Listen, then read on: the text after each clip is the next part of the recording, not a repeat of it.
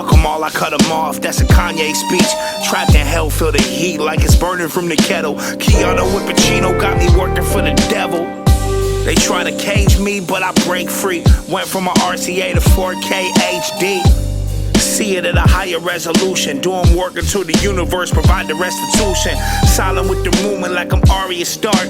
Put a knife in your side, bring the light to the dark. Daenerys with the dragons got the... Welcome everyone to the TruExact show. I got Brian here, Eric here, and our special guest tonight, Chase Moore, back for a second time. Everyone who's on a second time, I call him a friend of the show. Hope you don't mind that, man. Friend of the show, Chase Moore. Now, Chase had an album that just dropped, The Sky Is Falling. You can catch it on Bandcamp, all streaming services. So I wanted to have him on. He was the first one to respond to me back in March to do an interview. So I've been messaging him ever since and said, anything I can do for you, even if it's 100 people who watch it out here, I want to help him out because I really appreciate them reaching out to me. So you dropped your album, man. We just want to know about the album, how long it took you to make, and what went into the thought process, and we'll get into some other stuff, man. Cool. All good. So how long did it take for you to make it? What's with the title to begin with? Just anything you could say, about it? Yeah, I'll set it up. Okay, so I think like timeline, I think I've been working on it for a year because it had two different phases. Like originally I was gonna drop it in September or October. Like I had a version of it done then, and I'd kind of been working on it since like February of last year, kind of just taking my time with it. I wasn't in a rush.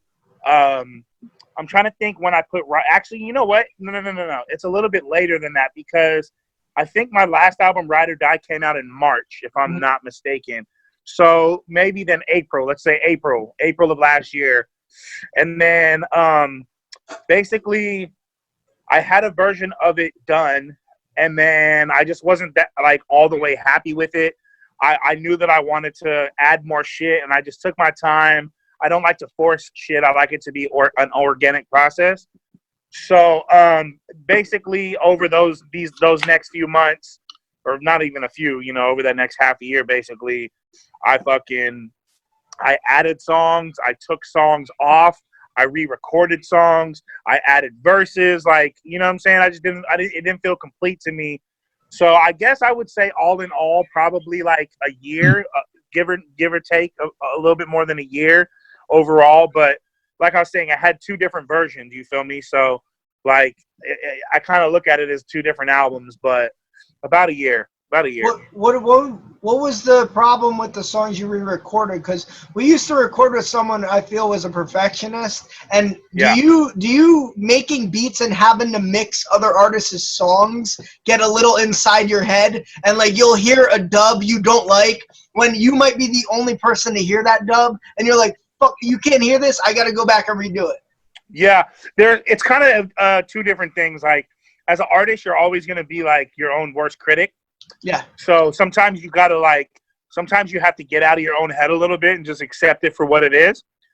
But sometimes it's the opposite. You feel me? So like, for example, with the shit that I re-recorded, like the second song on the album, it's a song called Freeze Tag. Mm-hmm. And the first version that I recorded of it, my flow was really monotone and it was sort of like really relaxed and lazy. And I liked that. And I thought that's what I was going for. But I just decided, you know what, I need to have some energy, especially because I knew that it was going to be song 2 on the album. So, like, I re-recorded it with a bit more of a height tone. My enunciation was a little clearer. So it's shit like that. Sometimes it could be like the tone. Sometimes I've re-replaced verses and shit. But I'm definitely, like, as an artist, you're always going to judge your shit the most. Mm-hmm. So there does come a point where you just have to let it go. And it is, that form that it's in is just how it's meant to be, Right. Because in the grand scheme, go on, bro. No, because you could always continue to perfect something every single time. I mean, you work on something one night and you wake up in the morning and you listen to it and you're like, oh, shit, I don't like this. But 5 hours ago, you were like, oh, this is the shit, Yeah. So at some point, you just got to be okay with it and say, okay, I got to let this go out there. That sounds like torture, though. Absolutely. So and never have it feel like it needs to be where it needs to be, and then It's you absolutely release it and let it go, and then you're just like, I should have said this. There's still songs, and I'm sure you could attest to this, Chase. There's songs I still listen to, I recorded years ago, and I still hear like a little word. I hated how I said it, but in reality, you're the only one who notices it. It's infuriating. It's absolutely mind-numbing, man. But how long? So how'd you come up with a title, and what exactly does it mean?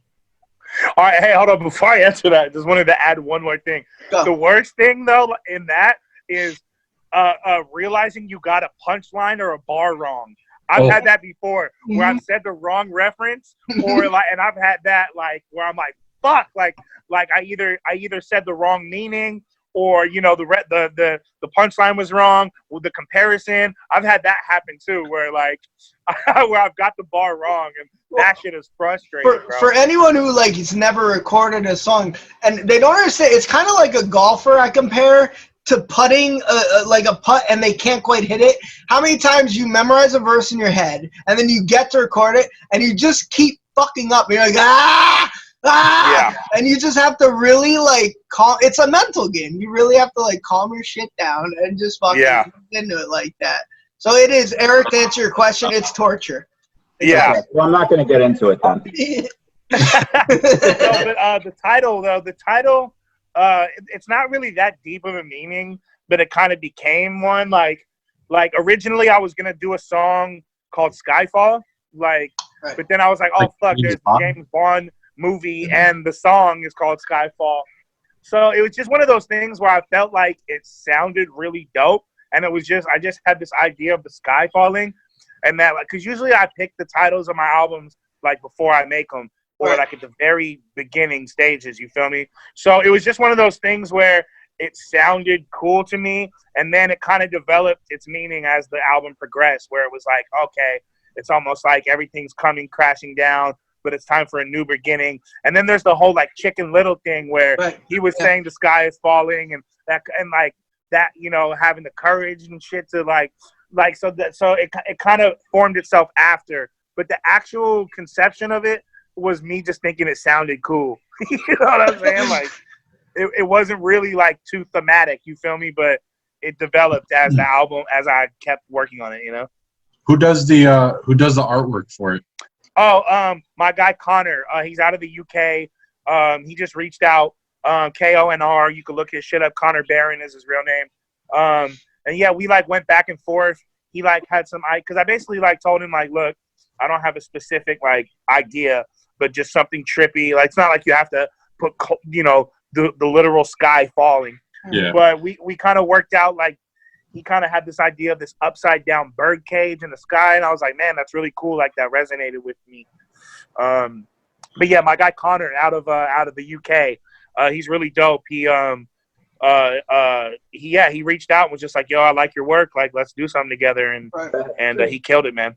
Yeah, because that was one of the first things when I went to go listen to your album. That was one of the, I mean, you see the picture, obviously, first. And I thought the upside down bird cage was interesting with the whole, the sky is falling, the Chicken Little type reference to it. It's a bird cage, everything like that. And then it's just interesting to see where you get that motivation from, you know? But yeah, man.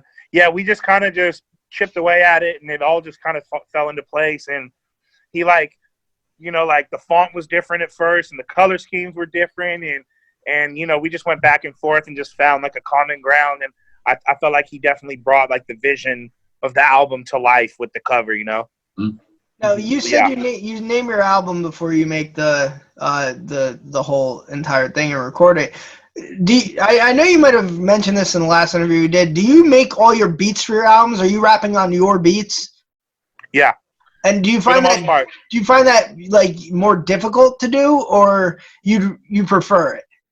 I used to prefer to not rap on my own beats, because it's like when you make a beat, I've heard it from start to finish. I know it left, right, inside, and out.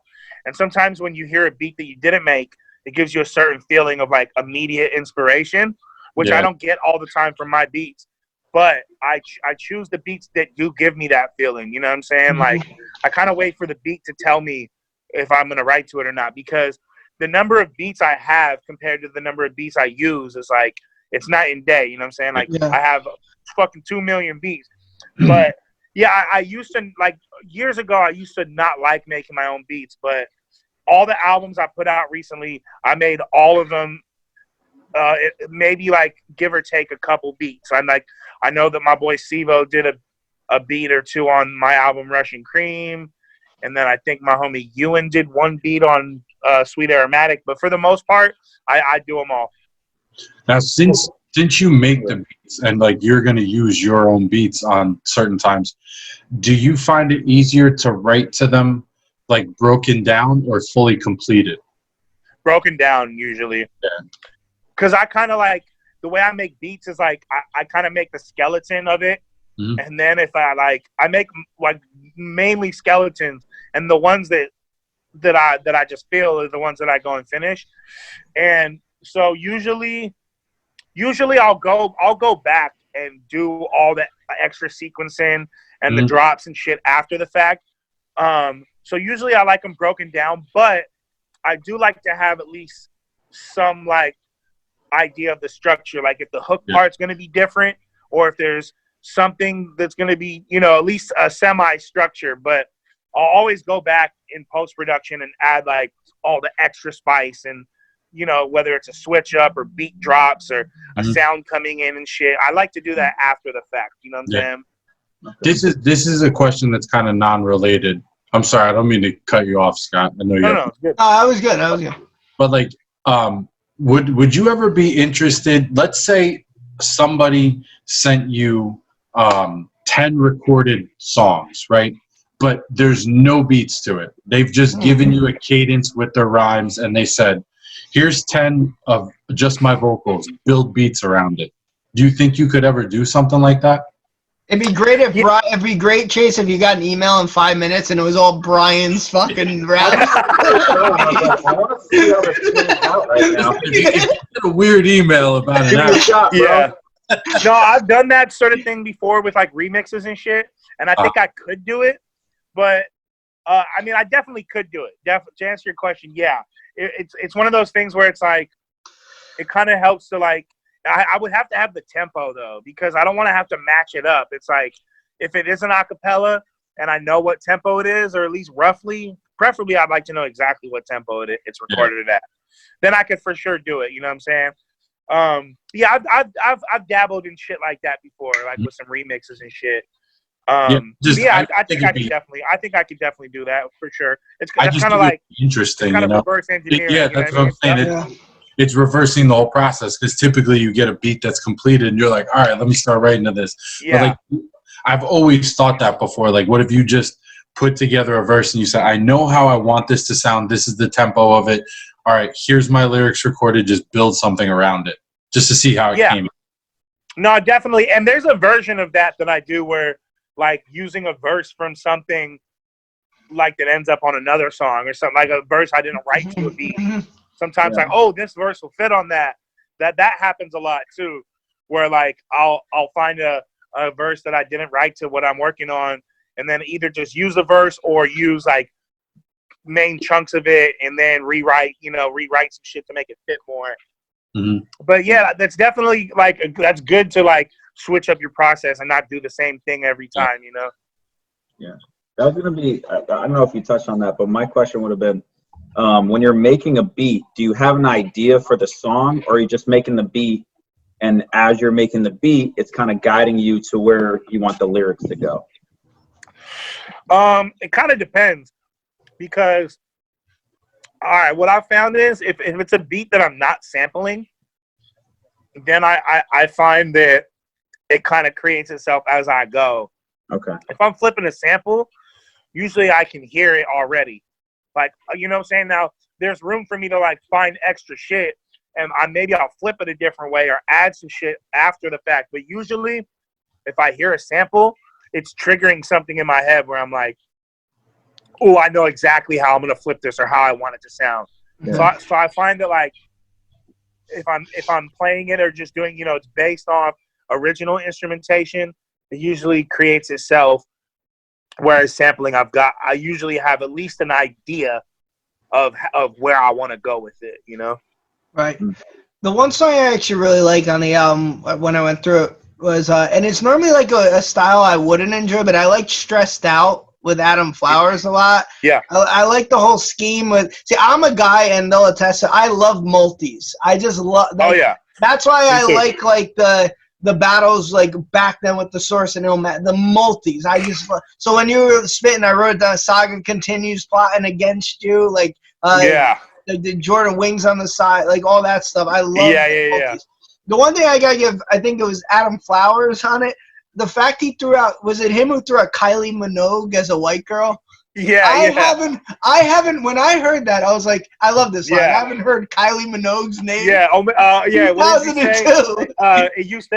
It used to only be whatever Vicodin chose. Yeah. Only fucking with white girl like Kylie. Kylie Minogue. And I think I was getting gassed. I was like, did you just say Kylie Minogue? And I remember she had like one song in like 2002. Yeah. Love it. Yeah, because most people will say like Britney Spears or like Paris Hilton or that Christina. Nope. You know, stand for that white girl. He killed it with that reference. Great reference. Pretty sure we're she was we're actually shooting a video for that on Friday.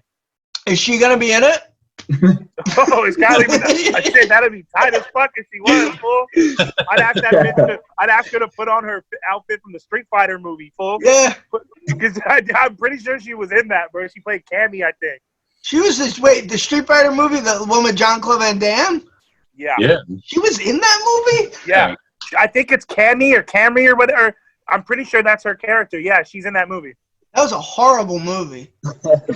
Terrible. That's a horrible movie. Yo, like, no cap, they could redo, if they did a Street Fighter movie the right way, though, it could be fire. Like, if it was like some IP man or like the Raid type choreography, they could make Street Fighter dope as fuck. Yeah, the same with Mortal Kombat, but yeah, exactly.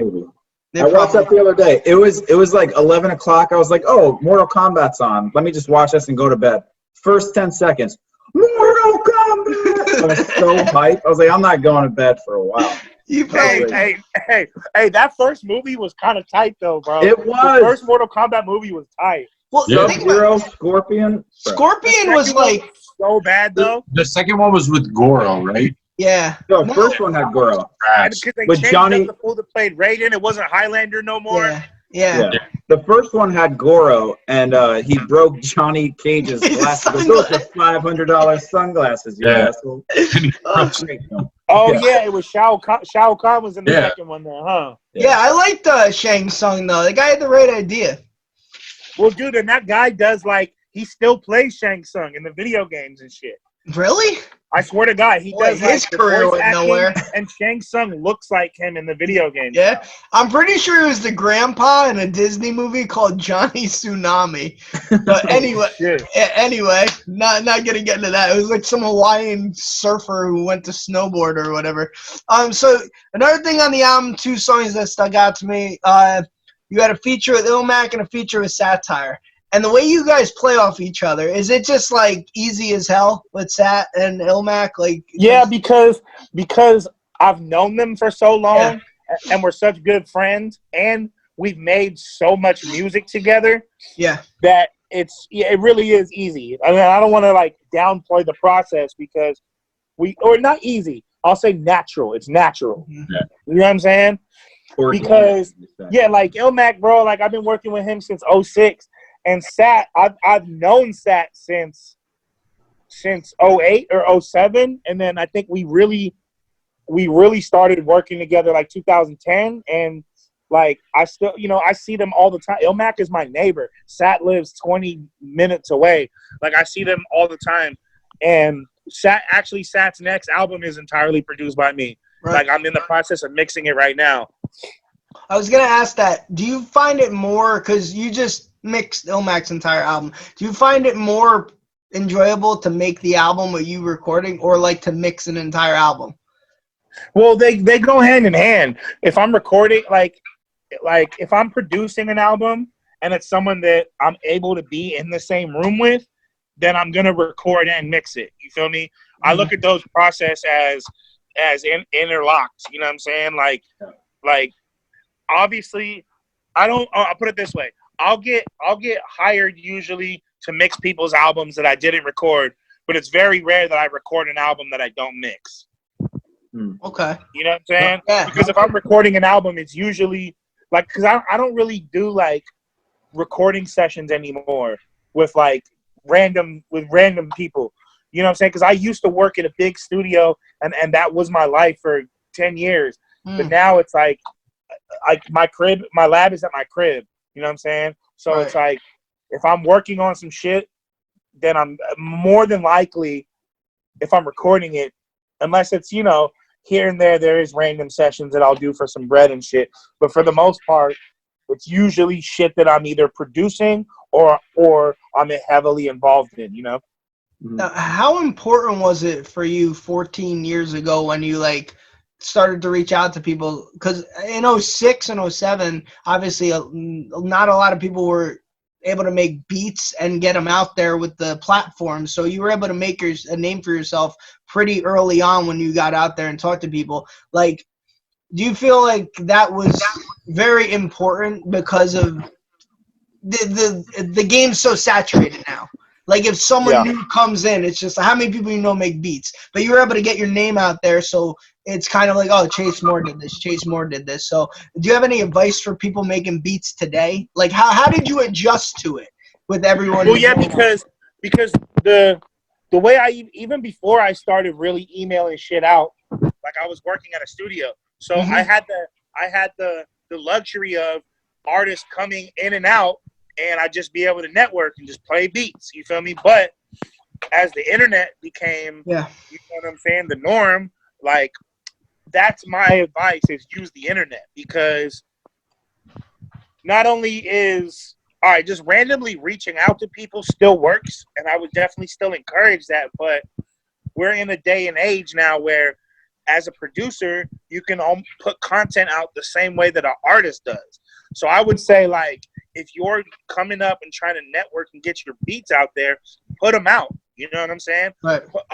Put out an album, upload them to YouTube, put them on go to DistroKid and pay $20 and put them on Spotify and Apple Music and all the digital platforms, because the internet is the currency. It's the value. It's you know what I'm saying? Like, if someone hears about your beats, or they see you get an email from them, more than likely someone's gonna look you up.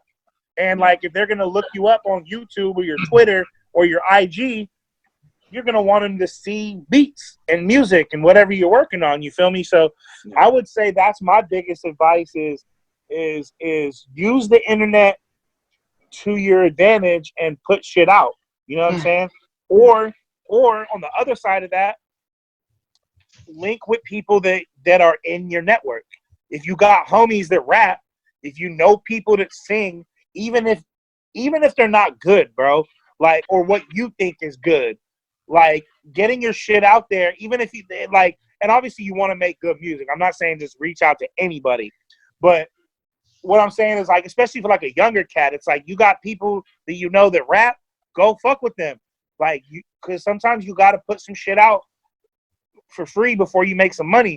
But it all comes back, though. You feel me? Because it's like, that's your karma right there. Because you gave out, the universe will provide the other way. You know what I'm saying? Like, that, to me, that's the most important thing, is like, because it's really easy to hoard music, and I'm guilty of that. The amount of music I have on my hard drive right now that's not out is sickening. But I still am making sure that I'm releasing shit, contacting people, sending emails out, dropping albums, dropping beats, like consistent content. That's my advice. Consistent content.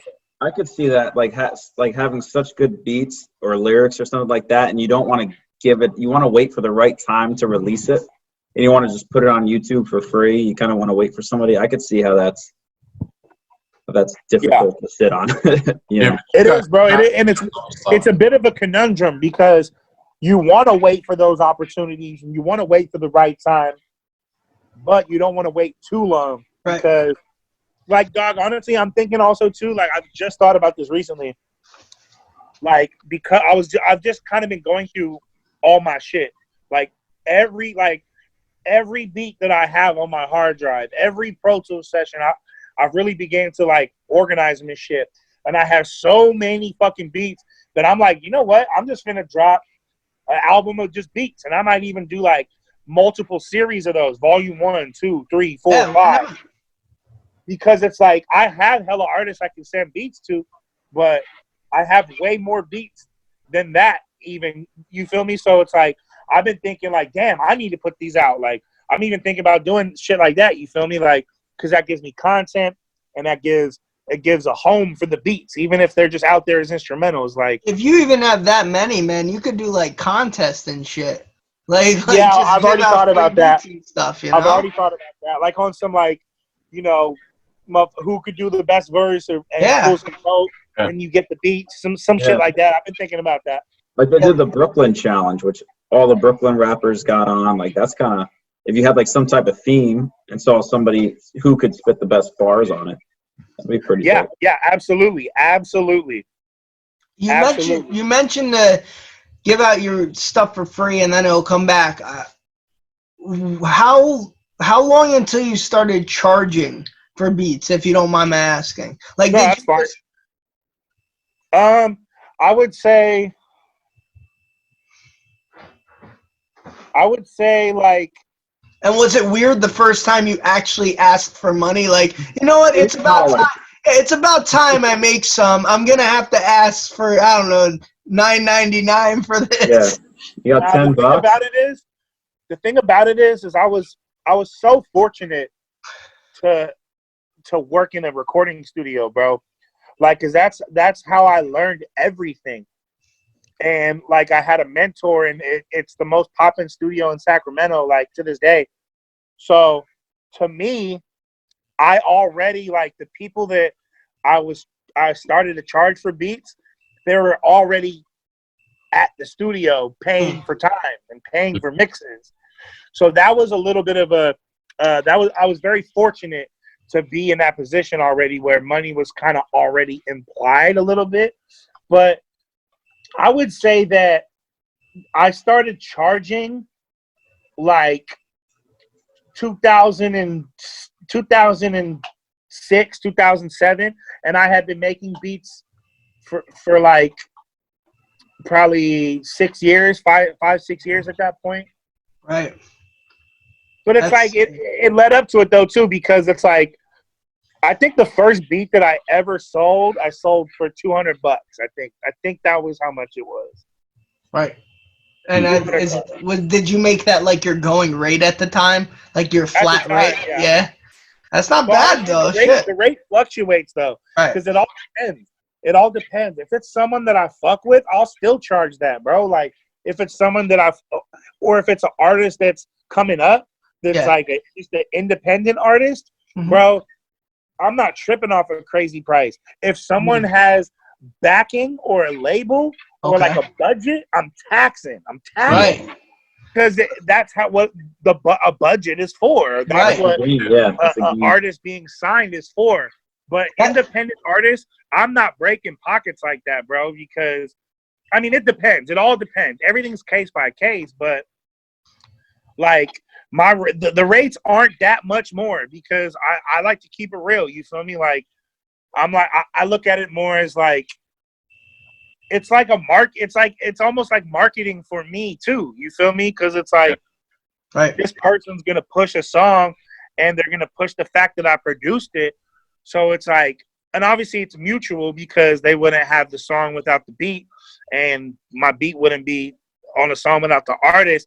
But like independent artists, I plug them with the price, bro. Like, because I don't look at that as like, to me, that's not like a money hungry opportunity. You feel me? Like, I got other shit that's like I got TV placements and like movie placements and shit.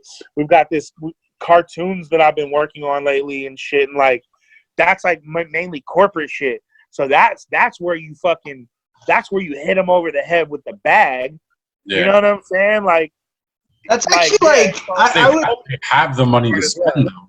Yeah, I would think though, like it'd be opposite, just from an outsider's perspective. Like it's almost like throw a name out there. Let's say you're giving a beat to I don't know, Jay-Z or something, since they have backing, you're charging them more, but at the same time, it's like, but I'm getting a beat to an artist who's that established. So Yeah, I mean, bro, if Hove wanted a beat, he gets the beat. yeah, no matter what. I'm just saying though, but like that's like actually noble that some guy, you know, who from New Mexico who's just kind of a low level artist wants a beat. You're not gonna fucking rape him for it. Well, you got to think about it like this. Let's say the artist from New Mexico, he's paying me out of his pocket. Mm-hmm. Jay-Z is not paying me out of his pocket for a beat. Fucking Universal, whoever the fuck I think the parent company's Universal for Rock La Familia, whatever. They're paying me. Okay. You get what I'm saying? Like Jay-Z saying like, here's a 10,000% tip. Like here's $200. Exactly. Like you're good, dude. Because someone like Hove, who's at the top of the food chain, like it's not like shit just happens like under the table in those situations. That's all going through the corporate structure where they already got, you know, $1 million allocated for this album or whatever it is. You feel me? Like that goes without saying. That's expected. You feel me? Like it's different because that's why I look at it so different, because that artist, he's paying for it himself, or he's hustling the money together himself. Whereas someone in a position like Jay-Z, that's an allocated budget. Yeah. They have to spend that. I want to get to one more song on your album before we move into other stuff. The Red Wedding. Obviously, you have Game of Thrones things on it. That was purposely done, right? Red Wedding, Game of Thrones. Also, the line I caught in it, which was amazing, was the Keanu and Pacino working with the devil in regards to the Devil's Advocate movie. Very good. Well said. Thank you, bro. Yeah, man. Fucking. I caught that. I always have, like, if you listen to my music, I'm always referencing movies, comics, TV shows. Like, I love that shit. You feel me? Like, and yeah, man. Like, basically, fucking.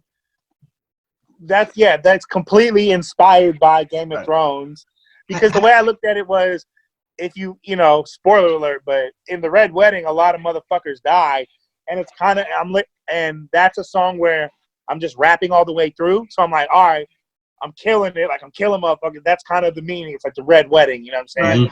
Anybody and then man, like I'm always gonna reference pop culture things. I'm a movie buff, you feel me? I'm a comic head, like I'm a sneaker head, like I'm always gonna have references about that, you know what I'm saying? But that song in particular, which also I have a video shot for that song too, bro. I have hella content for this album that I'm just kind of just slowly releasing, given like the climate of social media right now. I don't want to seem too self-serving, and but bro, I've got 3 music videos in the can already. I'm shooting 3 more at least. I've got a whole behind the scenes documentary. Like, I'm sitting on hella content. You feel me? I'm not watching unless Kylie Minogue's in all 3 of them. I'm trying to think. What's the line though? Feel the heat. Oh, feel the heat like it's burning from the kettle. Keanu with Pacino got me working for the devil. That's an amazing line. Yes, I caught that. Very good. I loved it. Fucking also your Moonspill, the Megazord, Power Rangers. That's why I love I do like the album, the whole pop culture references. And I was gonna mention too, Brian's really into comics, and he does like his show, The Random University. Brian, he'd be great to have on for comic Batman talk, because personally, I can't interact with it because I'm not into that. Can do that all day, bro. I can do that all day. Here, we'll do one quick question. Who's the best Batman? It has to be Val Kilmer. Okay. No. It's good. Okay, look, it's Christian Bale because of Batman Begins and The Dark Knight, but Michael Keaton's Batman is very nostalgic for me, and also I really wanted Ben Affleck to get his rocks off the way that he should have, because he was really fucking good as Batman, bro. Like, if you go back and watch BVS, especially the Ultimate Edition, The- he's the- the best part of that movie. He's The really emotional fucking aspect good as of it. Batman. Yeah, the emotional aspect of it. That was something that was never covered in the other movies. It was always obviously Christian Bale benefited from the time they made that Batman and like rebooting that whole series with Nolan directing it. But you didn't really see the emotional edge of what Bruce Wayne really was and Batman and how the two conflicted. You saw don't even say anything. You didn't Ben Affleck captured that actually very well. The whole emotional aspect of why he was Batman, like, and how the Batman persona took over the Bruce Wayne persona. But And what about like you said, he never got a chance. Christopher Nolan's Batman is Christopher Nolan's realistic take on it. It's Modern amazing. day, yeah. Ben Affleck's Batman is how Batman is in the comic, bro. Yeah. Like Yes. that's how Bruce Wayne Bro, is. You feel me? The So it scene, just sucks. It the just one sucks that scene- he Go ahead, didn't go get to he didn't really get to get his bars off how he Yeah. should have. Because I fuck with Affleck as Batman, like tough. I fuck with it. But I'm very optimistic about the new Batman coming up. it should be good. But dude, how The about Planet of the Apes movies were so fucking good. how about the one scene where they introduced Batman in the Batman vs Superman, where he was in the He's in the corner. He's in the corner of the room. that was one of the greatest, like, what the hell with just happened here? where the girls are in the basement and the cops go down and they hear the screaming, bro. That's exactly how Batman should have been. Hey, and the fight scene in BVS Yo, in the warehouse Yo, is the best Batman scene, period. hands down. Do you guys want me and Eric to get on this? This interview just took a turn in the right direction. All I think about is Val Kilmer when he was talking about the bat and the cave. I was scared at first, but only at first. That was an emotional scene for me. Val Kilmer was that's the best Batman movie, Batman Forever. I'm sticking. No. Hey, look, I don't hate on Batman. Batman Forever is fire. Tommy Lee Jones was a great Two-Face. Absolutely No, great. Tommy Lee Jones sucked. Great Two-Face, Chase. Jim Carrey was if they put Jim Carrey in a darker way to be the Riddler, he would be extremely good at it. Him or Robin Williams. Yeah. Great. Are we gonna absolutely. Arnold Schwarzenegger? And what about Adam West? Cool out. Cool out. Nice to meet you. Can Adam West get some love? I mean, It's about to get very cold in here. Remember The Simpsons and how come Batman doesn't dance anymore? All right, I'm gonna try to sound relevant. What'd you guys think about the Joker movie? I loved it. It was great. Yeah, me too. Yeah. Nailed it. It was so good. No, that was good. I thought that fucking it was amazing, bro. I watched that movie because I knew that it was a standalone movie because we're in this world right now of franchises and all these movies connecting, and every movie, when a movie comes out like that, it's just assumed that a trilogy is gonna follow. Yeah. And it was refreshing that it was kind of just its own thing. You feel me? I thought Joaquin Phoenix was phenomenal, bro. He was phenomenal. It felt like more of a mental health thing than like a comic book, because I've never read a comic book. Wait, what'd you say? I said it felt like more of a mental health movie than like a comic book, right? Because I don't know any of the I don't know, and I don't follow any of that stuff. But that shit was just to watch him. And you know what the thing is? Yeah. It showed how anyone could easily become that. Yeah. That was cool. They showed it was like New York in the '80s where they went bankrupt and crime was. Yeah, no, I was just saying it showed how easily anyone could kind of go down that road with the failing healthcare system, with the failed psychiatry and things like that. How they don't really care, but you see just someone as a number, and that's really what it was, and that's what it was showing, and it obviously showed the extreme way that it could come. Because that was supposed to be in the 80s when New York was Hell City or Hell or something like that. There's some article. Was it Sin City? They had some article from I think the New York Times in the 80s, and they were giving you 10 things to do to not get killed. Pretty much, don't go outside after dark. don't do all these things. Like crime was crazy, and then at the same time, they pretty much got rid of all like the mental institutions and shit. So all these people were out there, like how he lost his medication. So it was just a disaster, and it was like just the perfect type of scenario for a movie. Fuck. Yeah. We just Yeah, got into so- random fucking movies. That was amazing, though. We took a turn Yeah, for bro. the best. Random University. Covering all bases in this shit. So we gotta literally just do a movie episode one fucking night. Oh Just yeah, bro. say it now. Please. I'll gladly come back on for that shit, bro. I can do this all day. Oh, but we can have a long ass conversation about that. Just the last thing. I think Robert Pattinson is going to be good. Oh, I don't doubt it at all. The movie Good Time, bro. All you gotta do is watch that movie. And if anyone doubts him, just watch Good Time, and he'll be fine. Yeah, Spider-Man's a nerd. Let's end it on that. I'm sticking with Val Kilmer. I'm holding true to that. I'm not mad. All right. You might be blinded by nostalgia, but I'm not mad. Chase, just before we get to our gun to your head segment, just where can we catch your album and stuff? All platforms. The Sky is Falling. If you want to directly support it, you can go to chasemore.bandcamp.com. All streaming platforms. Yeah, we out here. I'm thinking I might do a short run of physical copies as well.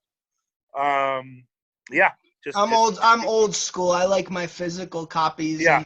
Right. I might do I just got a plug on vinyl too, so I might do vinyl. Like, I'm thinking about it. Nice. All right, we do this thing here for gun to your head segments. So there's a few questions. I think Brian won last time, so after we ask, take a shot for that, bro. Hey, I got claws in the fridge if you want them. I told him. Oh fuck. Oh. Balls in the fridge, bro. Hey, the Adam Flower just pulled up. Hold up. Say what up. yeah? What's cracking? What's up, man? I love your Kylie Minogue line. Oh, thank you. I had to bring that one up. You know what I mean? Something random, deep cut. You know. Yeah. All facts. Yeah.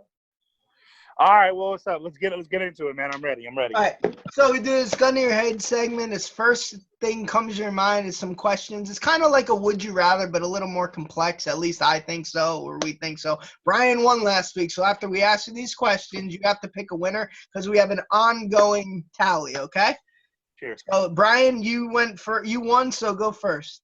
I go last. Right. That's what it is. Yeah. All right. So Get it together. I tried to slime. The movie talk fucked me all up. All right, I'll go first then, followed by Eric. All right, you ready? Benny the Jet Rodriguez or Benny and the Jets? Benny and the Jets. Oh wow. Would you rather eat honeycomb forever or comb your hair with honey forever? Well, I'm bald, so I'm going with honeycomb. Honeycomb with hair. No pun intended. My Girl by the Temptations or My Girl the movie? My Girl by the Temptations. Would you rather know how to moonwalk like Michael Jackson or actually walk on the moon? Moonwalk like Michael Jackson, because, bro, the second you're on the moon, you're going to want to dip. True. Return of the Jedi or Return of the Mac? Return of the Mac. Okay, there you go. Eric, you're up. Would you rather drive a Toyota or build a toy Yoda? Hey, that's a bar right there. Oh, thanks, bro. Cite your sources. All good. I'd rather drive a Toyota because, That's cool. like, once I build the toy, like, that's cool and shit, but yeah, I still think I'm need to gonna go get ahead from and point drop A to this point B. mouse right here. I think you get help. I think you get help for these. No, I swear to God. All right. The rest of them are gonna suck after that. One movie to watch forever: Hello Kitty or Bye Bye Birdie. Bye bye, Birdie. You're going camping for the weekend. What do you bring? Maker's Mark or Marky Mark? Maker's Mark. I knew you would. You star in the next sequel. Bad Boys or Mean Girls? Yo, I'll say Bad Boys, but Mean Girls is a fucking funny. Okay, you need a security team. Who'd you ask to be the leader? Tony Montana or Tony Soprano? Tony Soprano. Okay. And let me explain why. Tony Go ahead. Montana fucking fell apart very quickly. He was rich as fuck. Tony Soprano, You can fucking rely on Tony Soprano, man. Yeah, I think Tony Montana has a drug problem. Yeah, he does. Tony only does coke like 2-3 times on the show. So Right. Yeah. So go ahead, Scott. I don't think it matters. Or, whatever. I think Brian, go ahead. I don't know if I have one to beat any of yours. Those two are too good. All right, I'll try though. Get mugged by a thief or thieve someone's coffee mug. I'd rather thieve someone's coffee mug all day. I ain't trying to get mugged. Only shop at Whole Foods forever, or you can only swallow foods whole forever. Shop at Whole Foods. Tattoo I was there earlier today. All right. Tattoo the numbers of pi on your body, or only eat foods in pie form for the rest of your life. Wait. Say that again. Say that again. Yep. All right. Would you rather tattoo the numbers of pi on your body, or only eat foods in pie form for the rest of your life? Okay. Well, pie can go on forever, right? Yeah. So that means that eventually my whole body is just covered in. So I'm gonna go with pie with the other one. Pie foods for the rest of your life? Yeah, pie food. Yep. Okay. What's better, Floyd Mayweather or the weather in May? Floyd Mayweather, because he has the best record, so that's just the best. And last one. Would you rather have to wear turtlenecks for the rest of your life, or strangle one turtle by the neck? Ooh, fuck. That wearing a turtleneck would get old quick. I like turtlenecks, not forever. Dude, you know what? Like I love turtles, horrifying but I'm just gonna have to visual. dump out one turtle. I'm just gonna have to dump one out. Yeah. All right, Chase, who won that one? Who is the best questions? Me, Eric, or Brian?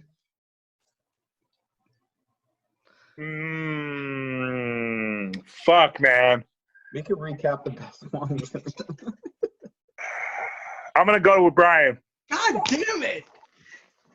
But I'm it's, convinced see, because he this forgot my name. no, this is what happens when Brian knew. Brian's a piece of shit, and he brought up movies knowing Chase Moore liked comics and Batman, and Yep. he fucking I got in didn't his bring head. it up. You got in his head. He's catering to the audience. You know what I mean? Bullshit. You're just a sore loser is all I'm you a are. horribly sore loser.